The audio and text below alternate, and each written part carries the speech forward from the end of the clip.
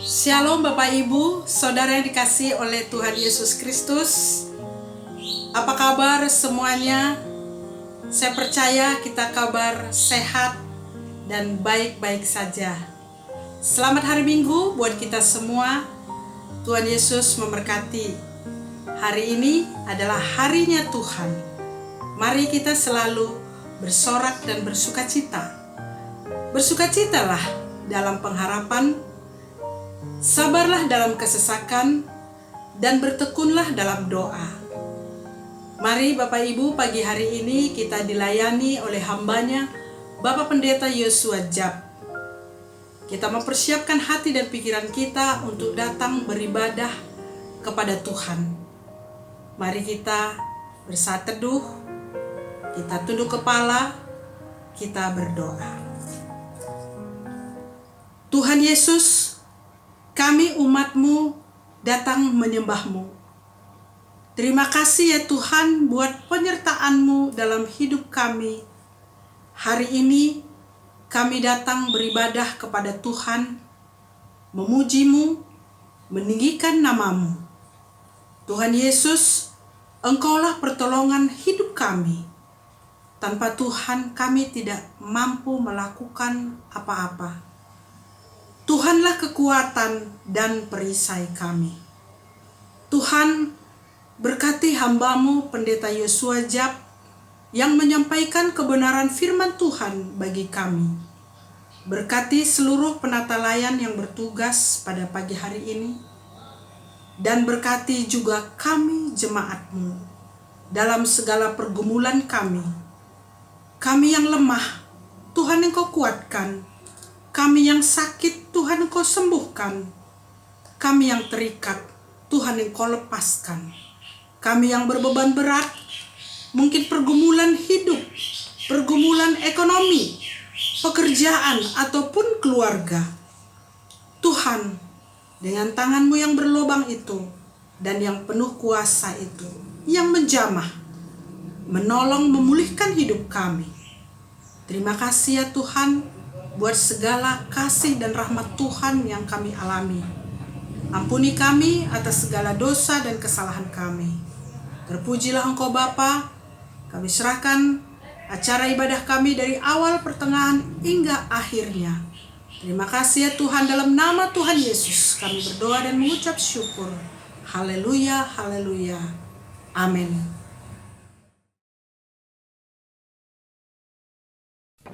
Shalom jemaat Tuhan, jemaat gereja Residensial Berkat. Hari ini kita mau masuk ke dalam hadirat Tuhan, memuji, menyembah Tuhan, merendahkan hati untuk meninggikan nama Yesus. Kita akan pujian bersama-sama, katakan: masuk hadiratnya dengan hati bersyukur, masuk gerbangnya dengan pujian, bermazmurlah bagi Dia, nyanyikan nyanyian baru, bersukacita sekarang, menyembah Dia. Mari masuk hadiratnya, masuk hadiratnya dengan hati bersyukur, masuk gerbangnya dengan pujian, bermazmurlah bagi Dia, nyanyikan nyanyian baru, bersukacita sekarang, tinggikan Dia.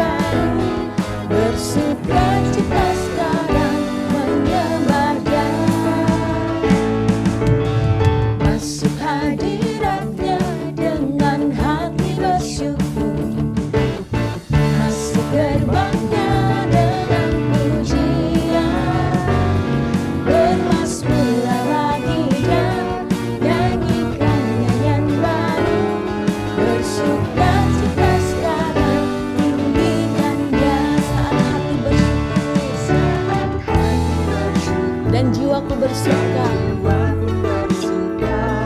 Hadirat Allah nyata dalam pujian saat kami menyembah dan tangan menerangkan. Tuhan hadir dalam puja umatnya saat hati bersyukur, saat hati bersyukur dan jiwa pun bersuka. Hadirat Allah datang dalam pujian saat kami menyembah dan tangan menerangkan. Tuhan hadir dalam puja umatnya saat hati bersyukur dan jiwa pun bersuka. Hadirat Allah datang dalam pujian saat kami menyembah dan tangan menerangkan. Tuhan hadir dalam puja umatnya. Tuhan hadir dalam puja umatnya. Tuhan hadir dalam puja umatnya. Tuhan hadir dalam pujian umatnya. Berikan sorak-sorak kemuliaan Tuhan Yesus.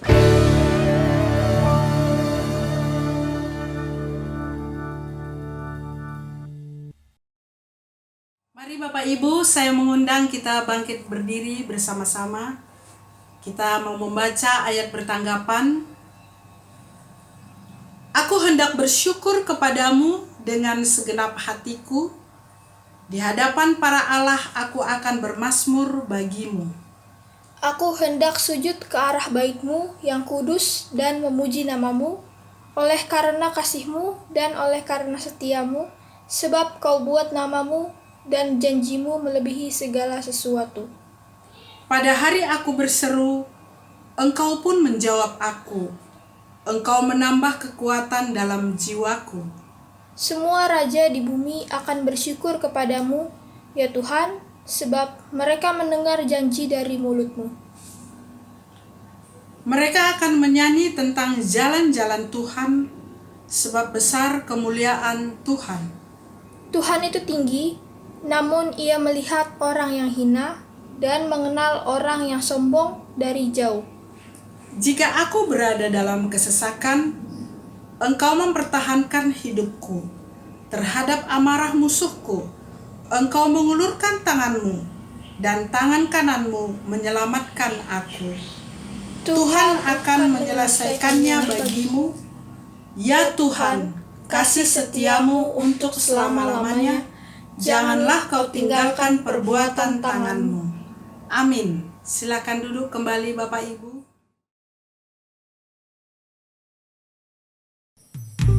Kami mau siapkan hati kami Tuhan untuk mendengarkan kebenaran firman Tuhan. Firman Tuhan iya dan amin di dalam kehidupan kami. Biarlah kami menjadi tanah hati yang subur. Saat firman ditaburkan boleh menjadi rema di dalam kehidupan kami, berakar, bertumbuh, berbuah guna hormat kemuliaan nama Tuhan Yesus. Terpujilah nama Tuhan kekal untuk selama-lamanya. Haleluya.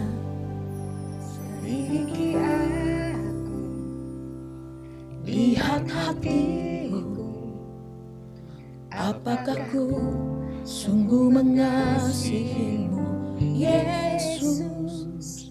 Kau yang maha tahu dan menilai hidupku, tak ada yang tersembunyi bagimu. Lah ku lihat kebaikan-Mu yang tak pernah habis di hidupku. Ku berjuang sampai akhirnya Kau dapati aku tetap setia.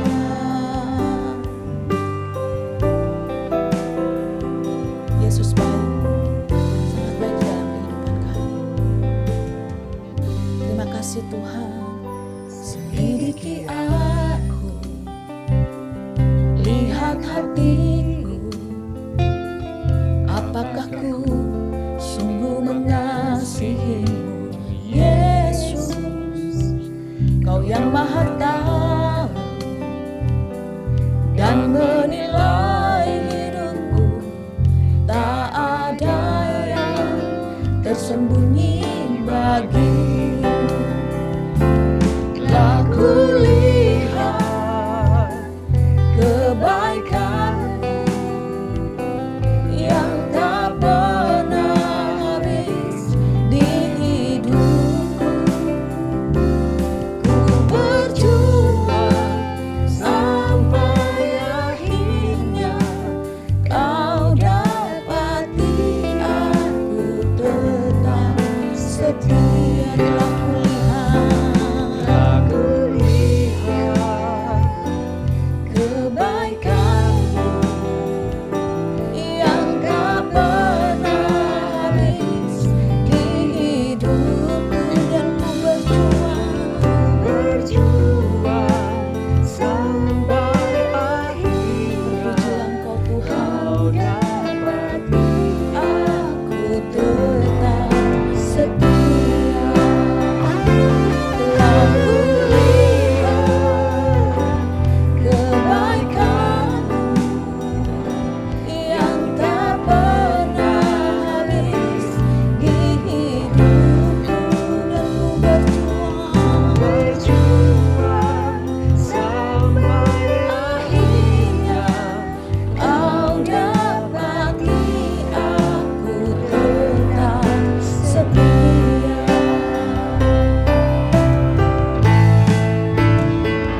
Telah kulihat kebaikanmu Tuhan, tak pernah habis di hidupku.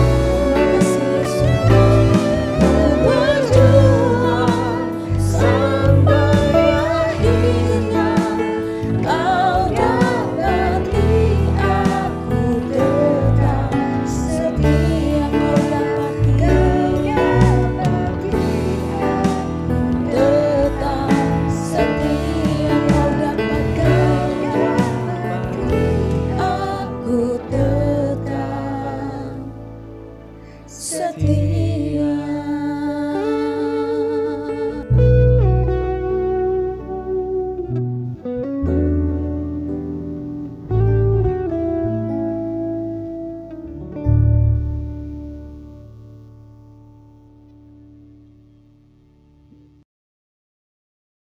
Shalom, selamat pagi Bapak dan Ibu Saudara yang dikasihi oleh Tuhan Yesus. Puji nama Tuhan dan terima kasih atas kesetiaan Bapak, Ibu, serta saudara-saudari sekalian untuk mengikuti ibadah dari Gereja Rasuli Indonesia Berkat pada pagi hari ini. Saya bersyukur kita semua dalam keadaan yang sehat dan tetap bahagia tentunya, karena Tuhan Yesus senantiasa memelihara kehidupan kita. Amin, saudara.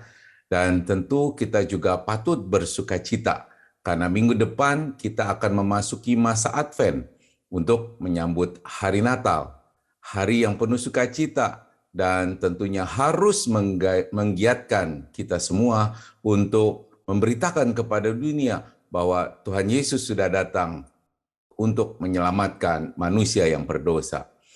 Itulah Missio Dei yang menjadi tanggung jawab kita semua sebagai anak-anak Tuhan. Memberitakan kabar keselamatan dan memancarkan terang bagi orang-orang di sekitar kita. Namun Bapak Ibu Saudara yang dikasihi oleh Tuhan, kita seringkali gagal menjadi terang bagi orang-orang di sekeliling kita. Karena ada begitu banyak racun-racun rohani di dalam diri kita. Itu sebabnya kita perlu melakukan detoksifikasi rohani, agar kita dapat mempersembahkan diri kita sebagai persembahan yang hidup, yang kudus, dan yang berkenan kepada Allah. Nah, sepanjang bulan ini tema gereja kita adalah Life Detox. Dan hari ini kita akan merenungkan salah satu racun rohani yang sangat berbahaya. Sesuai dengan tema yang sudah kita ketahui, yaitu kesombongan Saul. Maka tentunya itu dimaksudkan menyadarkan kita semua bahwa racun rohani yang sangat berbahaya adalah kesombongan. Karena kesombongannya, maka Saul gagal ada dalam rencana Allah. Oleh karena itu, sebelum kita merenungkan firman Tuhan pagi hari ini, mari kita bersatu hati di dalam doa. Mari kita berdoa. Bapa di surga, kami sungguh mengucap syukur pada pagi hari yang indah ini, kami boleh datang ke hadapan Tuhan, kami boleh beribadah kepada Tuhan. Sungguh itu adalah hak istimewa yang Tuhan berikan bagi kami sebagai anak-anak-Mu. Dan kami sudah memuji memuliakan nama Tuhan, dan kini tiba saatnya kami akan merenungkan sebagian dari firman Tuhan. Kiranya Tuhan mencerahkan kami semua, supaya kami lewat urapan Roh Kudus yang ada di dalam diri kami boleh mengerti akan firman Tuhan yang akan kami dengar. Yang mungkin firman Tuhan itu akan menegur kami, mengingatkan kami, menyatakan kesalahan kami, mengajarkan kami, untuk kami boleh semakin dewasa di dalam iman kepada Engkau. Sehingga kami boleh menjadi anak-anak Tuhan yang senantiasa memancarkan Kristus di dalam kehidupan kami sehari-hari. Terima kasih Bapa, kami mau serahkan waktu ini ke dalam tangan-Mu, urapi hamba-Mu yang akan menyampaikan firman-Mu, dan biarlah dari mulut lidah bibirnya hanya keluar kebenaran firman Tuhan saja. Terpujilah Engkau di dalam nama Tuhan Yesus. Haleluya. Amin. Baik, Bapak Ibu Saudara yang dikasihi oleh Tuhan, mari sekarang kita membaca firman Tuhan dari 1 Samuel pasal yang ke-13. Kita akan membacanya mulai dari ayat yang ke-5 sampai yang ke-15. Untuk kita dapat memahami ciri-ciri racun kesombongan Raja Saul yang boleh kita jadikan sebagai refleksi bagi kehidupan kita pribadi. Ya, Kitab 1 Samuel pasal yang ke-13 ayat yang ke-5 sampai yang ke-15. Saya akan bacakan buat Bapak Ibu Saudara, silakan Bapak Ibu Saudara membacanya di rumah masing-masing dengan bersuara. Demikian firman Tuhan. Adapun orang Filistin telah berkumpul untuk berperang melawan orang Israel dengan 3.000 kereta, 6.000 orang pasukan berkuda, dan pasukan berjalan kaki. Sebanyak pasir di tepi laut, mereka bergerak maju dan berkemah di Mikmas. Di sebelah timur Bet Awen, ketika dilihat orang-orang Israel bahwa mereka terjepit sebab rakyat memang terdesak, maka larilah rakyat bersembunyi di gua Keluk, Batu, Bukit Batu, Liang Batu, dan Perigi. Malah ada orang Ibrani yang menyeberangi arungan sungai Yordan menuju ke tanah Gad dan Gilead. Sedang Saul masih di Gilgal dan seluruh rakyat mengikutinya dengan gemetar. Ia menunggu 7 hari lamanya sampai waktu yang ditentukan Samuel. Tetapi ketika Samuel tidak datang ke Gilgal, mulailah rakyat itu berserak-serak meninggalkan dia. Sebab itu Saul berkata, "Bawalah kepadaku korban bakaran dan korban keselamatan itu." Lalu ia mempersembahkan korban bakaran. Baru saja ia habis mempersembahkan korban bakaran, maka tampaklah Samuel datang. Saul pergi menyongsongnya untuk memberi salam kepadanya. Tetapi kata Samuel, "Apa yang telah kau perbuat?" Jawab Saul, "Karena aku melihat rakyat itu berserak-serak meninggalkan aku, dan engkau tidak datang pada waktu yang telah ditentukan. Padahal orang Filistin telah berkumpul di Mikmas. Maka pikirku, sebentar lagi orang Filistin akan menyerang aku di Gilgal, padahal aku belum memohon belas kasihan Tuhan. Sebab itu aku memberanikan diri, lalu mempersembahkan korban bakaran." Kata Samuel kepada Saul, "Perbuatanmu itu bodoh. Engkau tidak mengikuti perintah Tuhan Allahmu yang diperintahkannya kepadamu. Sebab sedianya Tuhan mengokohkan kerajaanmu atas Israel untuk selama-lamanya. Tetapi sekarang kerajaanmu tidak akan tetap. Tuhan telah memilih seorang yang berkenan di hatinya, dan Tuhan telah menunjuk dia menjadi raja atas umat-Mu, karena engkau tidak mengikuti apa yang diperintahkan Tuhan kepadamu. Kemudian berangkatlah Samuel dan pergi dari Gilgal ke Gibea Benyamin. Tetapi Saul memeriksa barisan rakyat yang ada bersama-sama dengan dia itu. Kira-kira 6.000 orang banyaknya.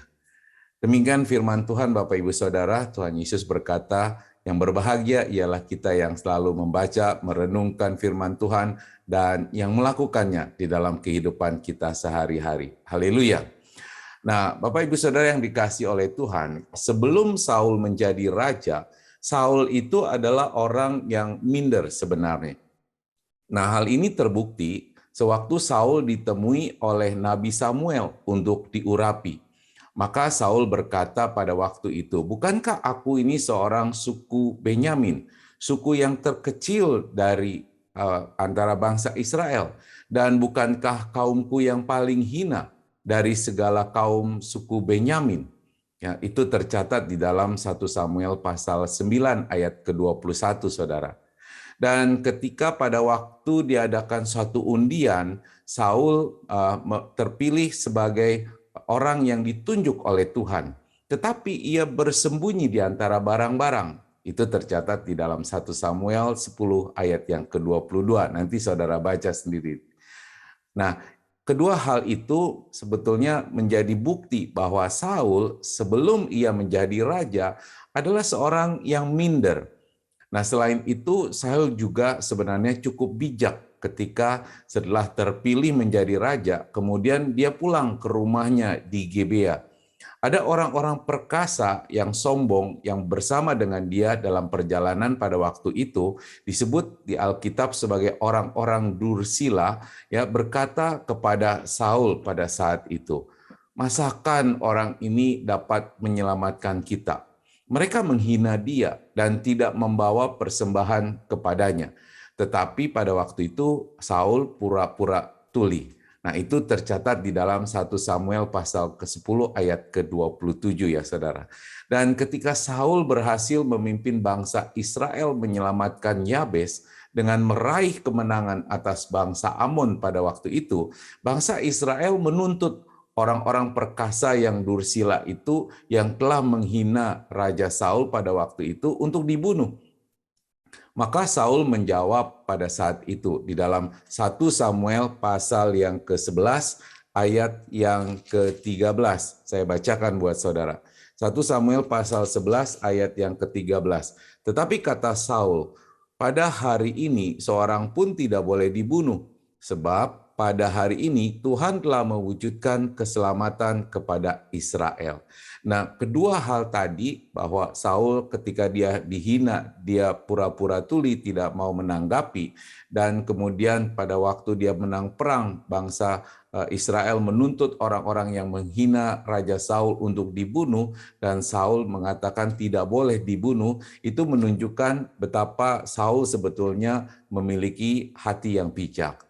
Namun mindernya Saul dan bijaknya Saul, saudara, tidak berlangsung lama. Segera setelah Samuel yang sebelumnya itu menjadi pemimpin bangsa Israel, undur diri dari bangsa Israel, Saul berubah menjadi orang yang sombong. Nah, karena kesombongan itulah Saul gagal di dalam rencana Allah yang semula yaitu mengokohkan Saul menjadi raja atas bangsa Israel untuk selama-lamanya. Tadi kita sudah baca di ayat 13 ya, bahwa rencana Allah pada mulanya adalah mengokohkan Saul menjadi raja atas bangsa Israel untuk selama-lamanya. Tetapi karena kesombongan Saul, maka dia gagal ada di dalam rencana Allah. Bapak Ibu Saudara, rencana Allah itu tidak pernah gagal, tetapi kita bisa gagal ada di dalam rencana Allah karena kesombongan kita tentunya dari apa yang kita pelajari hari ini. Nah, dari ayat bacaan yang kita sudah baca tadi Bapak Ibu Saudara, mari kita belajar ciri-ciri kesombongan Saul dan kemudian merefleksikannya kepada sikap hidup kita selama ini. Supaya kita bisa menyadari bahwa mungkin juga kita menyimpan racun kesombongan di dalam diri kita, di dalam hati kita, tanpa kita sadari atau tanpa kita mau mengakuinya selama ini. Nah, sebelum kita membahasnya, saya ingin mengatakan untuk kita semua satu pepatah, ya. Jika kita tidak merasa ada kesombongan, maka sebenarnya diri kita adalah orang yang sombong. Nah, oleh karena itu kita harus betul-betul menyadari bahwa memang selama ini mungkin ada banyak racun kesombongan di dalam diri kita. So, mari kita buka hati kita buka diri kita untuk ditegur oleh firman Tuhan yang akan menyatakan, mungkin mengajarkan kita bahwa ada racun-racun kesombongan di dalam diri kita. Nah, sekarang mari kita bahas tentang ciri-ciri kesombongan Saul, Bapak Ibu Saudara. Yang pertama, Nabi Samuel menyuruh Saul ke Gilgal untuk menunggu dia selama 7 hari. Itu tercatat di dalam 1 Samuel 10 ayat yang ke-8. Nah, setelah Saul menunggu 7 hari lamanya, ternyata Samuel tidak kunjung juga datang. Maka pada waktu itu rakyat mulai gelisah dan kemudian meninggalkan Saul. Kenapa? Karena pada saat itu dari firman yang kita baca tadi, saudara, pasukan Filistin itu sedang mengepung bangsa Israel. Nah, karena Samuel tidak datang-datang juga untuk mempersembahkan korban bakaran dan korban keselamatan, maka Saul kemudian memberanikan diri untuk mempersembahkan korban yang dimana seharusnya bukanlah otoritas dia atau bagian Saul untuk dapat melakukan persembahan bakaran itu, saudara. Nah, di sini kita bisa melihat bahwa Saul tidak taat. Ia mulai dengan otoritasnya sebagai raja dan kemudian menggunakan pikirannya dan logikanya sendiri. Ya, memang fakta bahwa orang Filistin pada waktu itu mengepung ancaman bahaya. Memang fakta bahwa Samuel itu belum datang-datang juga pada waktu itu. Ya, tetapi seharusnya Saul tidak melanggar perintah Tuhan. Nah, mungkin memang pada waktu itu rakyat mulai mencemooh Saul. Rakyat juga mungkin pada waktu itu kecewa terhadap rajanya yang mereka mungkin anggap rajanya sangat perkasa, tetapi ternyata cuma menunggu dan bergantung kepada Samuel. Nah, jadi Saul pada waktu itu mungkin mulai berpikir, saudara. Ya, mungkin dia bilang begini kepada dirinya, aku kan raja. Dan mengapa aku mesti menunggu Samuel? Bukankah aku raja yang sudah diurapi? Jadi seharusnya aku berhak juga dong untuk mempersembahkan korban bakaran. Dan akhirnya Saul melanggar perintah Tuhan. Jadi ciri yang membuktikan Saul adalah orang yang sombong itu adalah tidak taat. Sehingga dia melanggar firman Tuhan atau perintah Tuhan. Nah, memang saudara, orang yang sombong suka berbuat demikian. Merasa dirinya berkuasa dan merasa dirinya punya power sehingga dia berpikir dia boleh melakukan apa saja termasuk melanggar perintah atau aturan-aturan. Betul ya? Nah, ketidaktaatan Saul, saudara, kemudian tidak sampai di situ saja. Ya, itu diulangi lagi. Pada waktu Saul mengalahkan orang-orang Amalek, ya tercatat di dalam pasal 5 dari kitab 1 Samuel ini. Tuhan memerintahkan kepada Saul di ayat yang ketiga, ya. 1 Samuel 15 ayat yang ketiga. Saya bacakan buat saudara. Jadi pergilah sekarang, kalahkanlah orang Amalek, tumpaslah segala yang ada padanya dan janganlah ada belas kasihan kepadanya. Bunuhlah semuanya, laki-laki maupun perempuan, kanak-kanak maupun anak-anak yang menyusu, lembu maupun domba, unta maupun keledai. Ya, nah Tuhan memerintahkan untuk menumpas habis semua orang Amalek termasuk ternak-ternak mereka. Ya, tetapi apa yang terjadi dilakukan oleh Saul dan rakyat bangsanya pada waktu itu, bangsa Israel. Ya, mereka melanggar perintah Tuhan. Karena nanti di bagian berikutnya kita tahu, saudara, di pasal ke-15 bahwa ternyata menumpas bangsa Israel, tapi lembu, kambing, domba yang baik-baik itu tidak ditumpas, tetapi dibawa kemudian alasannya untuk dijadikan sebagai korban bakaran yang terbaik. Nah, di sini kita melihat kesombongan Saul, saudara, bahwa pada waktu kesalahan yang pertama dia tidak taat atau melanggar perintah Tuhan dan sudah ditegur, kemudian diberikan kesempatan lagi nih ya untuk yang kedua kali di pasal ke-15 tadi ya, bahwa Tuhan masih menyertai Saul, masih menolong Saul dan bangsa Israel untuk mengalahkan orang Amalek. Tetapi lagi-lagi karena kesombongannya Saul melanggar perintah Tuhan. Sehingga dengan keras Tuhan sendiri menegur dia dan berkata dengan sangat keras. Kita lihat di dalam 1 Samuel 15 ayat yang ke-11 bilang begini. Tuhan berkata begini, lalu datanglah firman Tuhan kepada Samuel demikian. Aku menyesal karena aku telah menjadikan Saul raja, sebab ia telah berbalik daripada aku dan tidak melaksanakan firman-Ku. Ya, jadi Tuhan sangat marah karena Saul melanggar perintahnya, bahkan sampai 2 kali.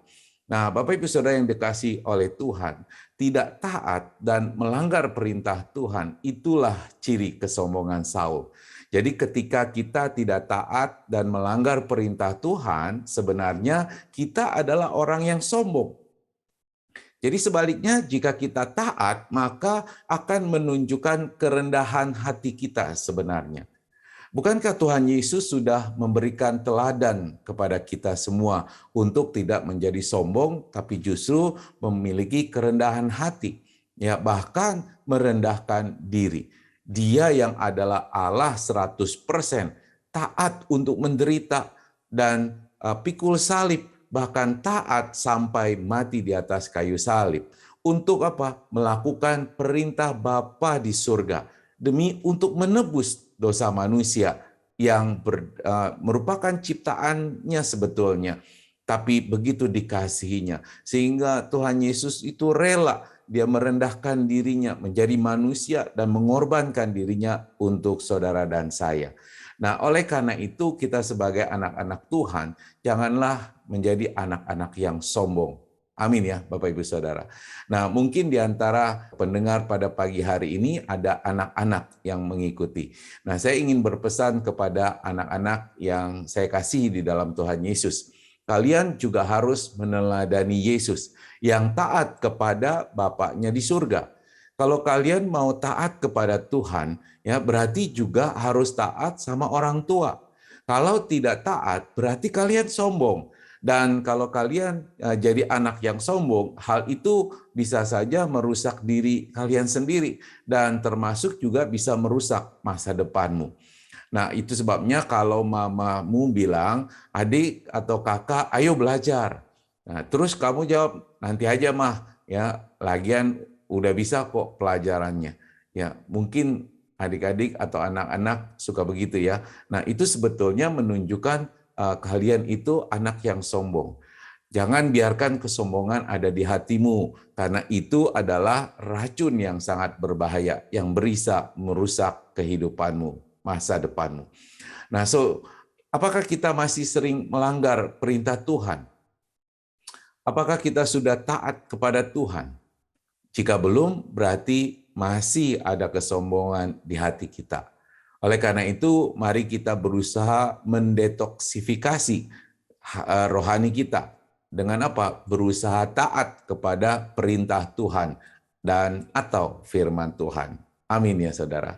Nah, ciri yang kedua kesombongan Saul. Kita perhatikan dari bacaan kita tadi di ayat yang ke-11 saudara. Ya, saya ingin baca lagi buat saudara di ayat yang ke-11. Tetapi kata Samuel, apa yang telah kau perbuat?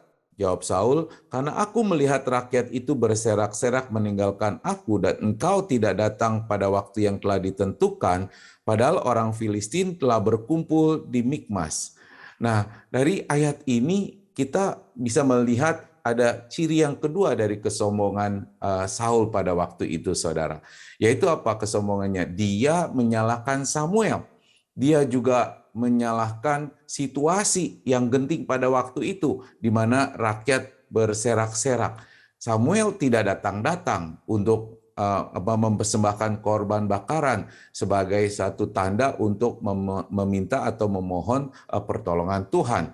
Ya, itulah alasan Saul membenarkan perbuatannya, berinisiatif untuk mempersembahkan korban bakaran, padahal Saul tidak punya otoritas untuk melakukan itu.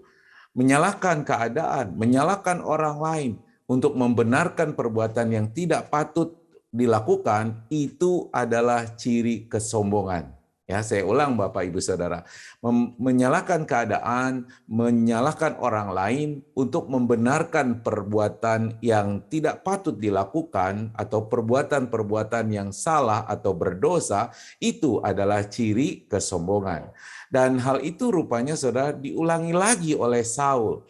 Ketika Samuel menegur Saul karena tidak taat perintah Allah untuk menumpas orang Amalek tadi, ya, termasuk lembu, domba, unta ataupun keledainya, ya, Saul menyalahkan bahwa bukan dia yang melakukan, itu adalah rakyatnya yang membawa lembu atau kambing dombanya untuk dipersembahkan sebagai korban bakaran kepada Allah. Saul tidak mau dipersalahkan, bahkan tidak merasa bersalah. Dan lucunya, ketika dia bertemu Samuel, ini kisah di pasal 15 ya Saudara. Ketika Saul bertemu Samuel pada waktu itu, dia bahkan mengucapkan salam. Diberkatilah kiranya engkau oleh Tuhan. Aku telah melaksanakan firman Tuhan.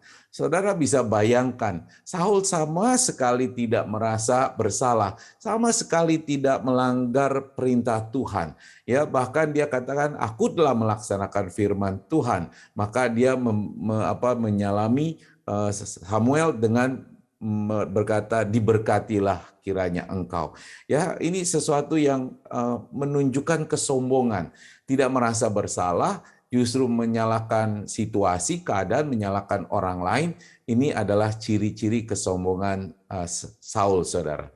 Nah, di situ sungguh-sungguh kita bisa melihat bahwa orang yang sombong itu senantiasa tidak mau disalahkan, ya, cenderung menyalahkan orang lain, cenderung menyalahkan situasi, ya, selalu mencari kambing hitam untuk membenarkan perbuatan-perbuatannya yang salah.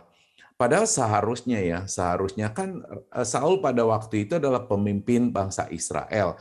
Seharusnya dia bisa dong memerintahkan rakyat Israel, jangan ambil, semuanya harus ditumpas habis, nggak boleh ada yang dibawa. Seharusnya itu bisa dilakukan oleh Saul pada waktu itu. Tetapi dia membiarkan rakyat membawa kambing domba untuk yang seharusnya ditumpas itu dibawa. Nah, maka saya pikir-pikir jangan-jangan justru Saul yang memerintahkan rakyat untuk melakukan itu. Nah, memang Alkitab tidak mencatat hal itu, Saudara. Tapi yang jelas Saul tidak merasa bersalah dan tidak merasa melanggar perintah Tuhan sehingga dia menyalahkan rakyatnya. Nah, sekali lagi dari hal itu kita belajar, Saudara, bahwa kalau kita melakukan kesalahan tetapi kemudian menyalahkan orang lain ataupun situasi yang ada, maka sebenarnya ada racun kesombongan di dalam diri kita yang dicirikan dengan merasa selalu benar, tidak mau mengakui kesalahan, apalagi meminta maaf. Jadi bagaimana mendetoksifikasi kesombongan di dalam diri kita? Kita harus berani mengakui kesalahan dan tidak menyalahkan orang lain atau situasi atau keadaan. Dan itu juga menjadi ciri orang yang rendah hati sebenarnya.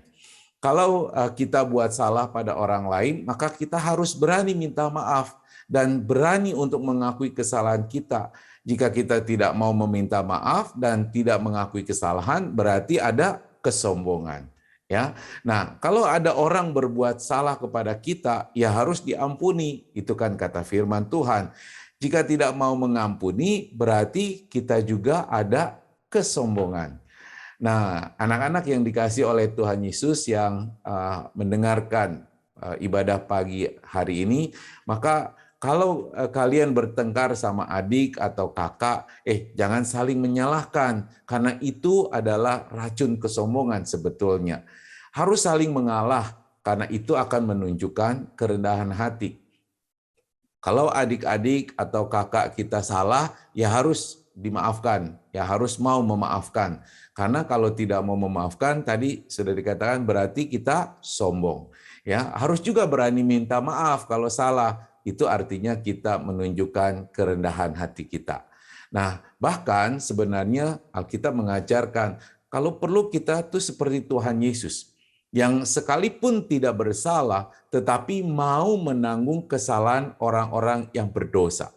Jadi kalau kita mungkin tidak bersalah tetapi kita mungkin dipersalahkan, ya kita harus dengan kerendahan hati untuk menerima itu sekalipun itu mungkin bukan sesuatu kesalahan yang kita buat, ya.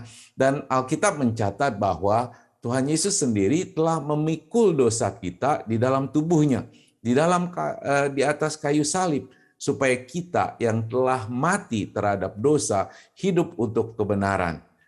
Oleh bilur-bilurnya kita telah disembuhkan. Ya, 1 Petrus pasal kedua ayat yang keempat.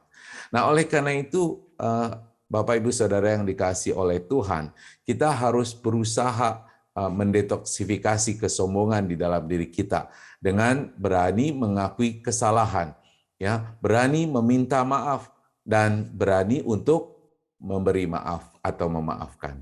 Ya. Baik, sekarang ciri yang ketiga Bapak Ibu Saudara sekalian. Kembali kepada Samuel yang menegur Saul dengan keras dengan mengatakan perbuatanmu itu bodoh. Tadi di ayat 13 ya kita sudah baca. Samuel dengan keras menegur Saul di ayat 13. Perbuatanmu itu perbuatan yang bodoh karena tidak mengikuti perintah Tuhan. Tetapi coba kita baca baik-baik respon atau reaksi Saul mendengar teguran dari Samuel itu. Saya mau bacakan di ayat yang ke-15 sekali lagi buat saudara. Ya, 1 Samuel pasal yang ke-13 ayat yang ke-15. Demikian firman Tuhan.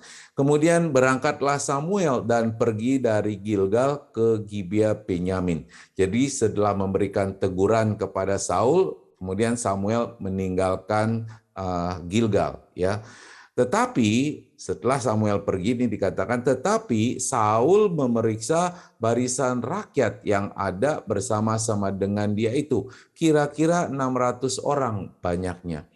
Ya, sungguh sesuatu yang menurut saya agak lucu, saudara, ya.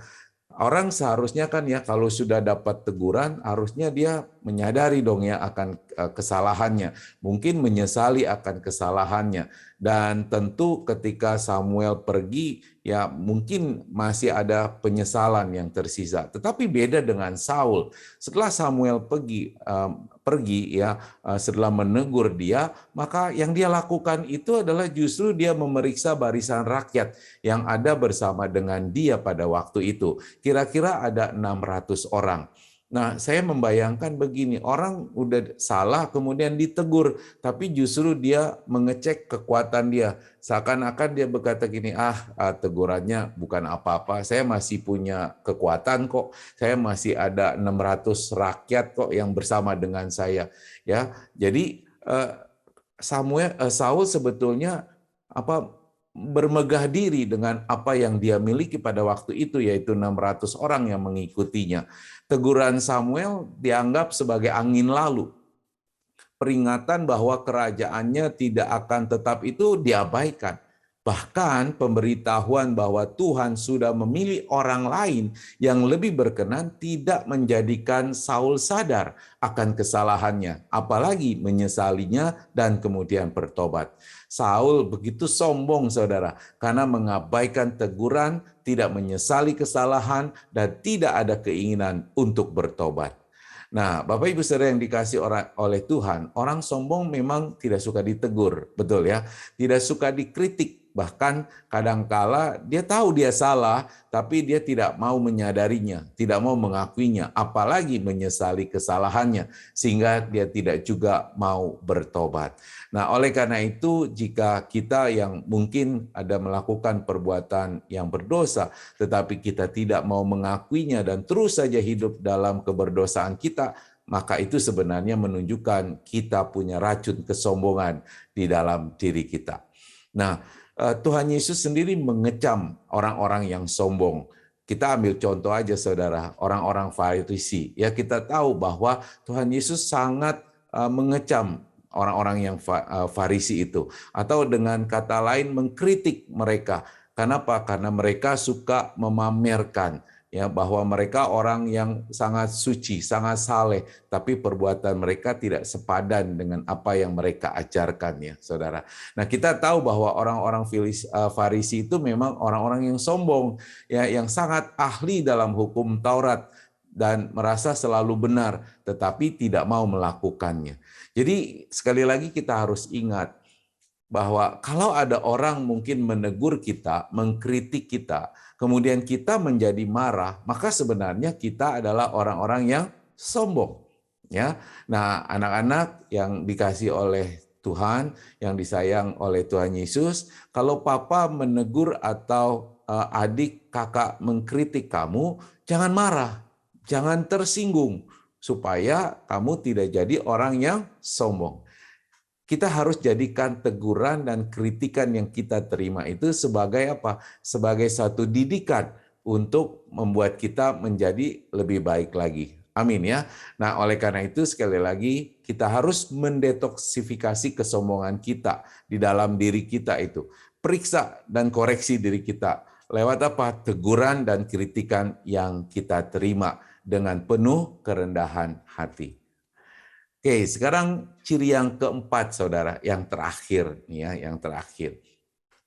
Respon Saul atas teguran Samuel, di mana Saul bukan hanya tidak menyesali perbuatan salahnya, tetapi malah memeriksa barisan rakyat, yang berarti memeriksa kekuatannya, menunjukkan kesombongan karena dia merasa dia masih hebat dengan kekuatan 600 orang yang bersama dia.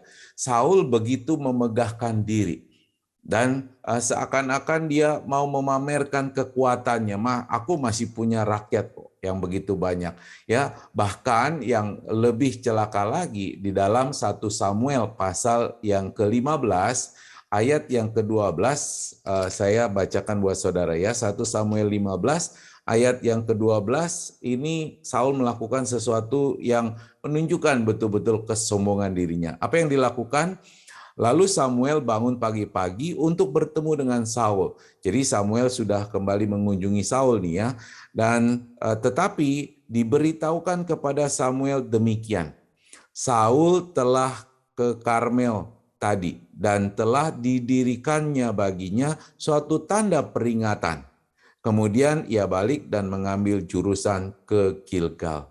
Jadi bukan cuma Saul memegahkan diri dengan memeriksa barisan kekuatannya, tetapi di pasal ke-15 Saul mendirikan tugu peringatan atas dirinya. Ya, maksudnya apa? Maksudnya untuk supaya orang-orang melihat bahwa Saul meraih kemenangan di situ, bahwa orang-orang harus menghormati dia. Ya, ini satu tugu peringatan yang mencirikan kesombongan. Ya, di situ terlihat jelas saudara, Saul sangat membanggakan dirinya, membanggakan keberhasilannya. Dia lupa bahwa sebenarnya Tuhanlah yang membalas perbuatan orang Amalek terhadap Israel dengan menumpas mereka. Dikatakan di dalam 1 Samuel pasal 15 ayat yang kedua, ya saya bacakan buat saudara. Beginilah firman Tuhan semesta alam, aku akan membalas apa yang dilakukan orang Amalek kepada orang Israel, karena orang Amalek menghalang-halangi mereka ketika orang Israel pergi ke Mesir. Jadi jelas bahwa sebetulnya kemenangan Saul dan bangsa Israel mengalahkan orang Amalek itu adalah pekerjaan Tuhan, adalah karena anugerah Tuhan, karena kekuatan yang berasal dari Tuhan. Tapi memang saudara, karena Saul begitu sombong, jadi dia lupa bahwa kemenangannya itu ya bukan berasal dari kekuatannya, tapi sebetulnya karena anugerah Tuhan atau pekerjaan Tuhan. Dia merasa dirinya lah yang telah menumpas orang Amalek, sehingga dia perlu mendirikan tugu untuk penghormatan atas dirinya. Ya, nah Bapak Ibu Saudara yang dikasihi oleh Tuhan, orang yang sombong itu memang suka suka sekali memegahkan diri. Dengan apa? Memamerkan harta bendanya. Betul ya, kita banyak melihat contoh di sekeliling kita. Dan orang-orang yang sombong itu sangat suka untuk dihormati. Nah, oleh karena itu mereka seringkali suka membangun tugu peringatan atas dirinya atau untuk dirinya. Di zaman modern sekarang ini, saudara, orang memang tidak membangun tugu peringatan seperti pada zaman dahulu, ya, dengan mendirikan patung-patung atau bangunan-bangunan yang akan menjadi peringatan bagi khalayak ramai untuk dirinya. Memang, tetapi seringkali kita juga mendapati banyak orang-orang yang mendirikan rumah-rumah yang sangat megah, yang sangat besar, yang sangat mewah, dengan gaya mungkin seperti gaya istana zaman Romawi, untuk menandakan bahwa dia orang yang super kaya, super hebat, super sukses. Padahal rumah yang sebesar itu tuh hanya dihuni oleh 2-4 orang anggota keluarganya. Ya, nah saya tidak menghakimi orang-orang kaya yang punya rumah-rumah yang besar bagaikan istana, saudara, sebagai orang yang sombong. Namun kebanyakan orang berusaha membangun dan mempunyai rumah sebesar itu, semegah itu adalah untuk kemegahan dirinya, ya, untuk menunjukkan kepada orang lain bahwa ini loh, aku orang yang kaya, orang yang hebat, orang yang sukses. Betul kan ya? Nah, oleh karena itu kita harus waspada, saudara. Ya, jangan sampai racun kesombongan juga menjangkiti hati kita.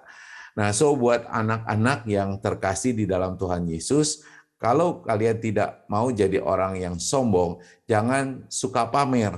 Pamer kekayaan, atau pamer kepintaran, atau pamer kehebatan. Supaya kita ini bisa menjadi orang-orang atau anak-anak yang harusnya penuh kerendahan hati. Kita harus selalu ingat bahwa apapun yang kita miliki dan keberhasilan apapun yang bisa kita capai itu karena campur tangan Tuhan. Amin ya. Tuhanlah yang membuat semua itu terjadi, bukan karena kehebatan diri kita sendiri. Maka dari itu nggak pantas kalau kita bersombong-sombong diri. Amsal 10 ayat kedua firman Tuhan mengatakan, berkat Tuhanlah yang menjadikan kaya, susah payah tidak akan menambahinya. Mari detoksifikasi racun kesombongan di dalam diri kita. Dengan apa? Tidak memegahkan diri atau meninggikan diri kita. Amin, saudara. Ya, nah, menutup sharing firman Tuhan pagi hari ini, saya ingin merangkum dari apa yang sudah saya sampaikan kepada kita semua pagi hari ini, bahwa ada 4 ciri-ciri racun kesombongan di dalam diri manusia yang kita belajar dari Saul. Yang pertama adalah tidak taat, melanggar perintah Tuhan. Itu ciri kesombongan. Yang kedua, menyalahkan orang lain untuk pembenaran diri kita sendiri. Itu ciri kesombongan. Yang ketiga, mengabaikan teguran dan didikan, ya, bahkan kritikan. Itu adalah ciri kesombongan. Yang keempat, suka pamer dan memegahkan diri supaya dihormati. Ya, ini adalah 4 ciri kesombongan. Mari kita periksa diri kita. Mungkin selama ini kita masih memiliki racun kesombongan lewat ciri-ciri yang sudah kita pelajari pagi hari ini. Nah, kita harus memiliki life detox atau mendetoksifikasi racun-racun tersebut, saudara. Dengan apa? Tadi kita sudah belajar caranya dengan 4 cara detoksifikasi racun kesombongan di dalam diri kita. Yang pertama, ya tentunya harus taat melakukan firman Tuhan, ya, perintah Tuhan. Yang kedua, tidak menyalahkan orang lain, tetapi mau menyadari akan kesalahan-kesalahan kita. Yang ketiga, siap ditegur, bahkan siap dikritik. Untuk apa? Menjadi lebih baik lagi. Yang keempat, kita tidak perlu meninggikan diri supaya kita ditinggikan di hadapan Allah. Ya, kiranya firman Tuhan pagi hari ini boleh menguatkan iman kita semua, dan biarlah kiranya Roh Kudus yang memeteraikan firman Tuhan di dalam hati kita, dan Roh Kudus juga yang akan menolong kita semua supaya kita boleh melakukannya di dalam kehidupan kita sehari-hari. Tuhan Yesus memberkati. Mari kita berdoa. Bapa di surga, kami ucap syukur buat firman-Mu yang sudah kami dengar pada pagi hari ini.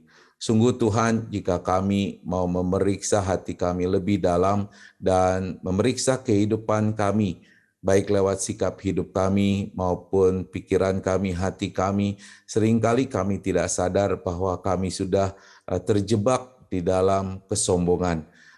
Ketika kami tidak taat kepada perintah Tuhan, ketika kami tidak berani mengakui kesalahan, ketika kami seringkali menyalahkan orang lain, ketika kami seringkali memegahkan diri, meninggikan diri kami sendiri, ketika kami mengabaikan teguran-teguran atas kesalahan kami, maka ketika itu juga kami sebenarnya sudah menjadi orang yang sombong. Dan kami tahu Tuhan, kami sadar bahwa Engkau sangat tidak menyukai orang yang sombong.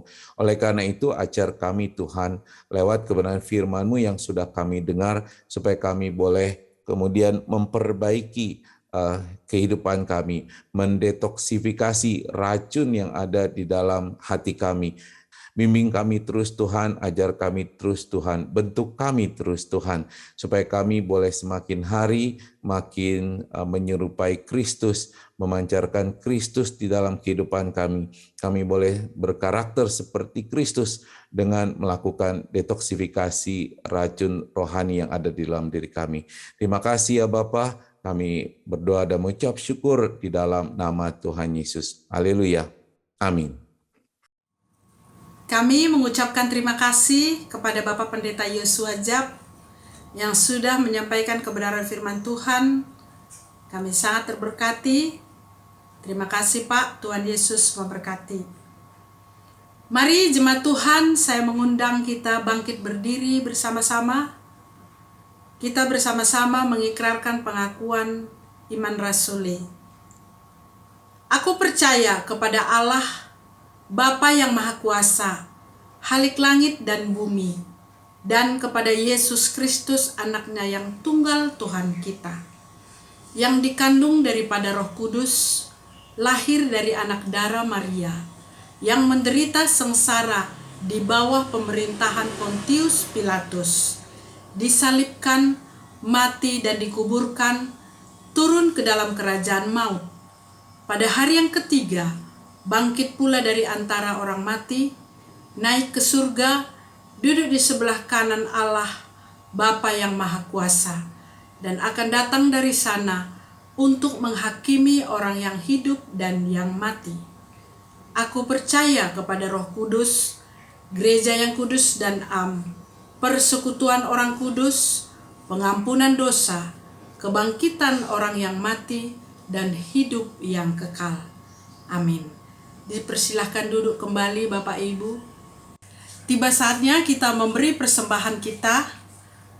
Bawalah persembahanmu kepada Tuhan dengan ucapan syukur kita. Hendaklah masing-masing memberikan menurut kerelaan hatinya, jangan dengan sedih hati dan paksaan, sebab Allah mengasihi orang yang memberi dengan sukacita. Bapak Ibu dan saudara yang dikasihi oleh Tuhan, tetaplah membaca warta gereja kita untuk mengetahui ataupun mengikuti kegiatan gereja kita sepekan. Selamat memberi, Tuhan Yesus memberkati.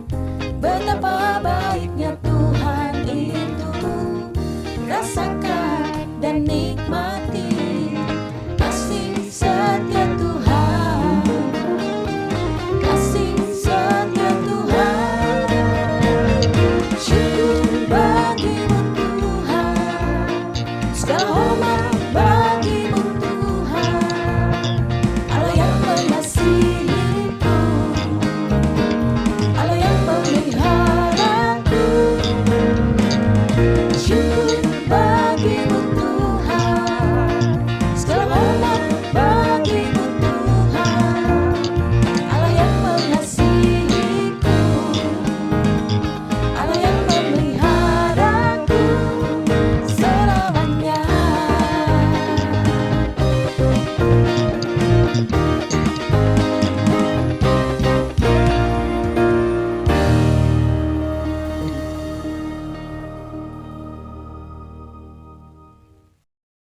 terima kasih untuk persembahan Bapak dan Ibu Saudara yang dikasihi oleh Tuhan. Kiranya Tuhan Yesus memberkati Bapak Ibu Saudara sekalian. Dan kami juga menghimbau kepada kita semua, karena saat ini gereja kita setelah berhasil merelokasi gereja dari Gandaria City Mall ke Ruko Golden di Fatmawati, kita bergumul untuk kecukupan dana renovasi supaya tahun depan gereja kita sudah bisa digunakan. Ya, oleh karena itu kami menghimbau peran serta kita semua, paling tidak kita semua mendoakan untuk kebutuhan dana renovasi yang sangat diperlukan itu. Baik Bapak Ibu Saudara, sebelum kita menutup ibadah kita pada pagi hari ini, mari kita satukan hati, kita naikkan doa-doa syafaat kita. Mari kita berdoa. Bapa di surga, sekali lagi kami bersyukur untuk ibadah kami pada pagi hari ini. Kami mengucap syukur lewat pujian yang sudah kami naikkan, firman Tuhan yang sudah kami dengar, dan kami sudah menikmati kehadiran Tuhan di dalam ibadah kami pada pagi hari ini. Terima kasih ya Bapak, dan pada saat ini juga kami mau menaikkan beberapa doa pokok doa syafaat kami Tuhan. Kami berdoa buat bangsa dan negara kami, khususnya pemimpin kami, Presiden Joko Widodo bersama Wakil Presiden dan seluruh jajaran menteri sampai pemerintahan ke tingkat-tingkat desa. Kiranya Tuhan memberkati mereka semua, memberikan kekuatan dan kesanggupan untuk mereka terus berjuang memulihkan bangsa dan negara kami ini Tuhan dari COVID-19, dan kami melihat bahwa Tuhan telah begitu bekerja sehingga saat ini pandemi COVID-19 sudah jauh menurun. Terima kasih ya Bapak, perekonomian juga sudah mulai pulih kembali. Kami percaya bahwa semua itu adalah karena belas kasihan Tuhan buat bangsa dan negara kami. Namun kami tetap memohon kepada Tuhan, kiranya Engkau terus menolong supaya betul-betul pandemi COVID-19 boleh berlalu dari negara kami secara total, dan ekonomi negara juga boleh kembali pulih seperti sedia kala. Demikian juga dengan situasi keamanan dan juga perkembangan negara kami selanjutnya, kami mau serahkan ke dalam tangan pemeliharaan Tuhan. Dan kami juga mau berdoa terus Tuhan untuk tenaga-tenaga kesehatan yang masih berjuang dan berusaha untuk menanggulangi pasien-pasien yang terpapar COVID-19. Kiranya Tuhan tetap memberkati, memberi kekuatan, kesanggupan, supaya mereka tetap penuh semangat untuk menjalankan tugasnya merawat untuk pasien-pasien COVID-19. Kami juga berdoa untuk program vaksinasi yang terus dilaksanakan, digencarkan. Kiranya Tuhan juga memberkati supaya vaksin yang dibutuhkan tersedia dengan kecukupan yang baik Tuhan, dan merata boleh penyebarannya ke seluruh Indonesia, sehingga semua rakyat Indonesia boleh divaksin Tuhan, sehingga terjadi herd immunity yang baik bagi negara kami. Terima kasih ya Bapak. Kami juga mau berdoa buat gereja kami, Gereja Rasuli Indonesia Berkat, yang atas pimpinan Tuhan kami sudah merelokasi gereja kami Tuhan. Dan kami juga memohon kepada Tuhan supaya Tuhan juga menolong untuk kecukupan dana renovasi gereja yang kami butuhkan. Kami percaya Tuhan yang akan mencukupkan segala sesuatu pada waktunya. Kami juga berdoa untuk Bapak Gembala Pendeta Renaldo Panggabean. Tuhan berkati studinya, Tuhan berkati apa yang dilakukannya, pelayanannya, juga Tuhan berkati keluarganya, istri dan anak-anaknya. Tuhan berkati mereka semua dengan sukacita, damai sejahtera yang daripadamu. Terima kasih ya Bapak, kami juga berdoa buat Wakil Gembala Pendeta Horasiaan, kiranya juga Tuhan memberkati kehidupannya, memberkati pekerjaannya dan juga pelayanannya, memberkati istri dan juga anak-anaknya, dan mencukupkan segala kebutuhan-kebutuhan mereka. Berkati dengan sukacita, damai sejahtera yang dari Tuhan. Kami juga berdoa buat para majelis dan pengurus Gereja Rasul Indonesia Berkat. Tuhan berkati kehidupan mereka masing-masing, kehidupan mereka, keluarga mereka, juga pekerjaan mereka. Kiranya apa yang mereka lakukan, Tuhan buat berhasil di dalam nama Tuhan Yesus. Kami juga mau mengingat saudara-saudara kami yang dalam kelemahan tubuhnya karena sakit penyakit, apapun penyakit yang mereka alami. Kiranya Tuhan juga berkenan untuk memberkati baik obat-obatan yang mereka konsumsi dan proses pengobatan, sehingga proses pemulihannya Tuhan berkati, supaya mereka boleh sungguh dipulihkan dan melakukan aktivitas mereka seperti sedia kala. Kami juga berdoa buat saudara-saudara kami yang mungkin masih bergumul di dalam persoalan ekonomi keluarga mereka, baik yang mencari pekerjaan, Tuhan, baik yang baru memulai lagi usahanya, kiranya Tuhan berkati, supaya mereka yang mencari pekerjaan boleh mendapatkan pekerjaan. Mereka yang memulai usaha, Tuhan berkati supaya usahanya boleh maju dan berkembang.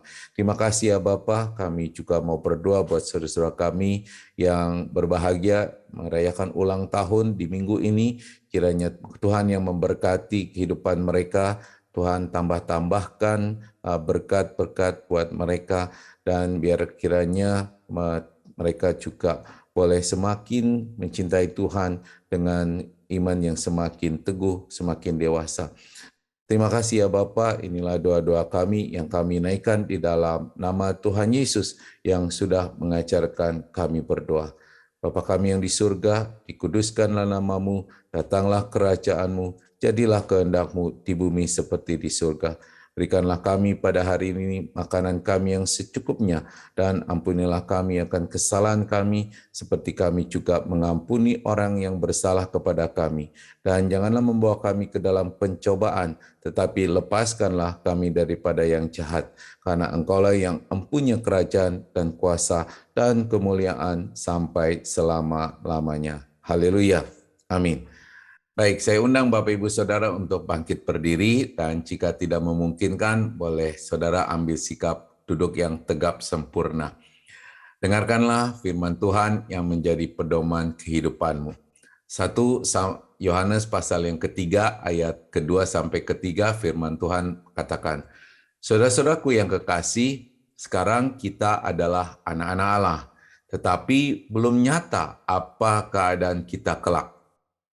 Akan tetapi kita tahu bahwa apabila Kristus menyatakan dirinya, kita akan menjadi sama seperti Dia.